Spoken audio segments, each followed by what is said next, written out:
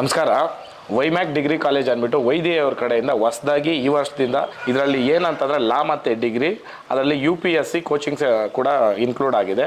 ಬೇರೆ ಡಿಗ್ರಿ ಮಾಡ್ಕೊಂಡೇನೇ ಅಲ್ಲ, ಅದರಿಂದನೇ ನೀವು UPSCನೂ ಮಾಡ್ಬೋದು. ಅದರಲ್ಲಿ ಏನಂತಂದರೆ ವಿಶೇಷತೆ 85% ತಗೊಂಡಿರ್ತಕ್ಕಂಥ ಸೆಕೆಂಡ್ PU ಹುಡುಗರಿಗೆ ಫ್ರೀ ಸ್ಕಾಲರ್ಶಿಪ್ ಕೊಡ್ತಾ ಇದ್ದಾರೆ.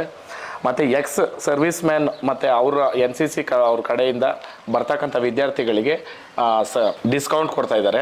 ಮತ್ತು ಇದರಲ್ಲಿ ವಿಶೇಷ ಏನಂತಂದರೆ BCom ಜೊತೆಗೆ BCA ಜೊತೆಗೆ ನಿಮ್ಗೆ ಇದ್ರ ಜೊತೆನಲ್ಲೇ ನಿಮಗೆ UPSC ಕೋಚಿಂಗ್ ಕೂಡ ಇರುತ್ತೆ. ಅದರಲ್ಲಿ IAS, IPS, KAS ಎಲ್ಲನೂ ಇನ್ಕ್ಲೂಡ್ ಆಗುತ್ತೆ.